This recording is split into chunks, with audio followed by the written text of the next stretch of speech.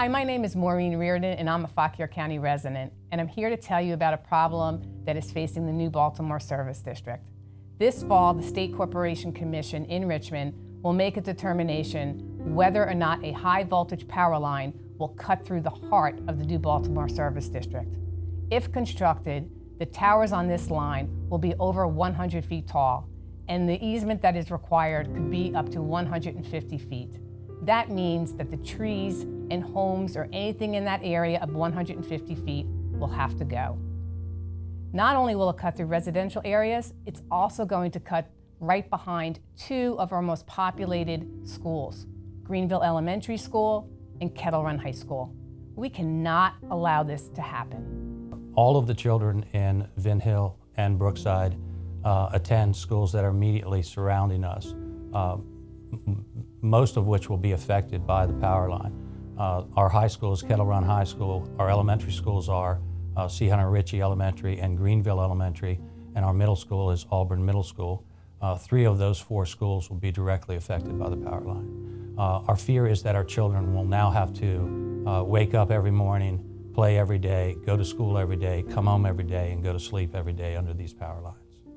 That's hundreds of students every single day spending 8 hours a day in the school with the power lines running right over their heads the entire time they're trying to learn, while they're playing out on the playground, while sports are going on. And these are children that will then live with the power lines above their head and also go to school all day long. It will basically be their entire life that they'll be living under these power lines. It's very concerning.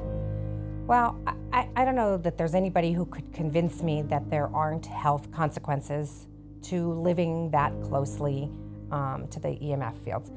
I think that if you're walking under them, we all need electricity, we're walking under them, it's part of life today. But it's different to almost feel the hair on your arm stand up from the power of them, from the buzzing of them, to hear them from my kitchen sink, to hear them in the store when I have the doors open and I'm trying to create this kind of open atmosphere.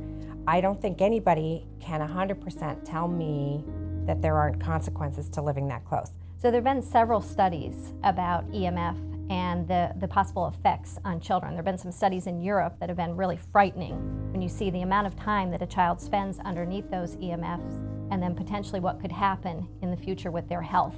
It's very concerning, particularly when the other option is nowhere near the schools. That seems like the most common sense approach, to put electric wires nowhere near where children are. I don't want these power lines through my neighborhood. No one knows the effects of them on my 2 children, ages 2 and 5. I think it's going to hurt my property value, and overall I think it'll be an eyesore for the area.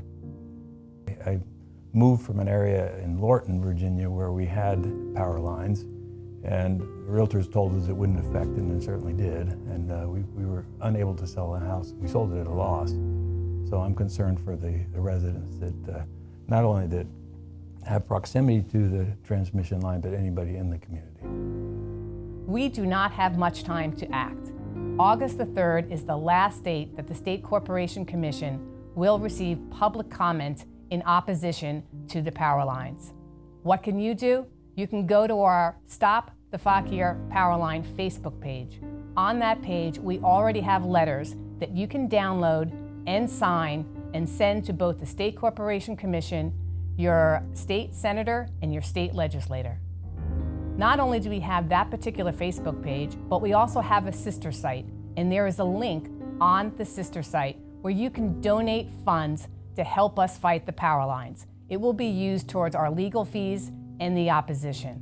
And finally, if possible, if you could come to Richmond on August the 4th and give a public comment in opposition to these power lines, that would be awesome. Finally, if you're worried about transportation, you don't have to, because if you sign on to our Facebook page, we will take information from you and set you up for a carpool to get there on the 4th. Everybody can do something. You can send a letter, you can come personally, or you can donate to the cause. Please don't sit idle. Please help us prevent this power line from cutting through our district.